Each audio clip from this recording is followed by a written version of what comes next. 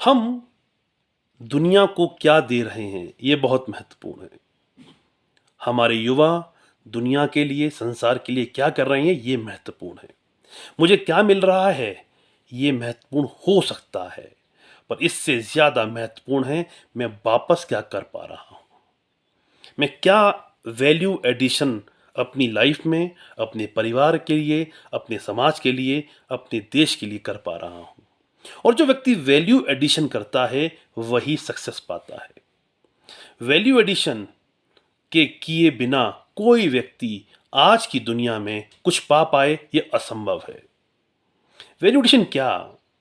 जिस तरह आप जब शिक्षा ले रहे हैं या ले चुके हैं, आपने प्राइमरी किया, उसके बाद आपने मिडिल किया, फिर आप 10th में आए, 12th में आए, it is called a value addition in your education. जितनी वैल्यू एडिशन आप करते रहे, उतनी आप शिक्षा के क्षेत्र में आगे चले गए। और जब आपने 12th किया, उसके बाद फिर आपने और बड़ा वैल्यू एडिशन का दरवाज़ा अपने लिए खोला। कोई साइंस की फील्ड में जाएगा, कोई इंजीनियरिंग की फील्ड में जाएगा, कोई एरोनॉटिकल फील्ड में जाएगा और कोई टीचिंग लाइन में जाना चाहेगा। यानी अपने हिसाब से फिर आप और बड़े दायरे में प्रवेश पाते हैं, और इसे हम कहते हैं वैल्यू एडिशन।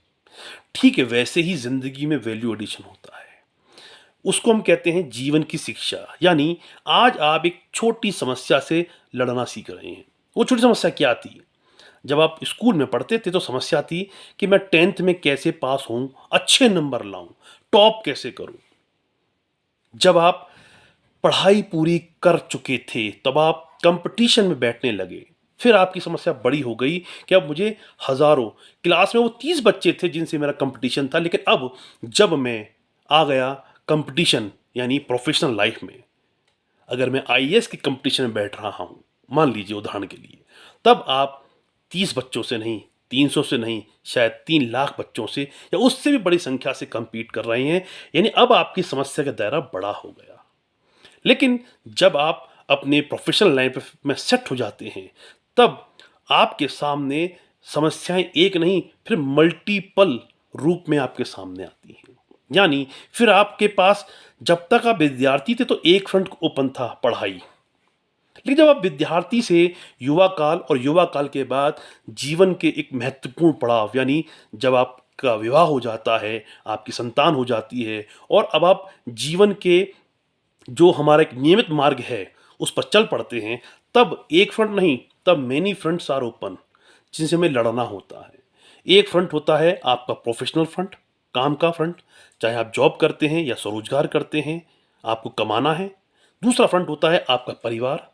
तीसरा फ्रंट होता है आपकी जो इन जिंदगी के इस विशेष प्रकार के अनुबंधों के साथ जुड़े रहते हुए जो समस्याएं उत्पन्न होती हैं, जो स्ट्रेस आता है, जो फ्रस्ट्रेशन आता है, जो समस्याएं आती हैं, वो एक अपने आप में अलग फ्रंट खुल जाता है। और उसके बाद हमारे आसपास का वातावरण किस प्रकार से हमको सहयोग कर रहा है या नहीं कर रहा है, वो भी एक फ्रंट खुल जाता है। जब आप आगे बढ़ रहे होते हैं तो आपकी ज़िंदगी में समस्या देने के लिए भांति-भांति प्रकार के लोग या संस्थाएँ आ जाती हैं, जो आपका रास्ता अवरोध पैदा करने का काम करती हैं, तो वो भी एक फ्रंट खुल जाता है। तो आप पाएँगे कि तमाम फ्रंट के बीच में से आपको निकलना होता है। और ये आसान नहीं होता है, आसान उसके लिए होता है जो इन तमाम फ्रंट के सामने खड़ा होता है, डट कर खड़ा होता है। इसलिए मैं यही बात फिर कहूँगा आपको, डट कर खड़े होना सीख लीजिए। ज़िंदगी में वही आगे बढ़ा है जो डट कर खड़ा है, और जो डट कर खड़ा है वही किसी भी पहाड़ के सामने उतना ही बड़ा पहाड़ बनकर, आँखों में आँखें डालकर अपनी निडरता का सबूत दे रहा है और कह रहा है, अगर तू पहाड़ है तो कम मैं भी नहीं हूँ। यही जीवन का एक सिद्धांत है, और यही हर विजेता का असली मंत्र है।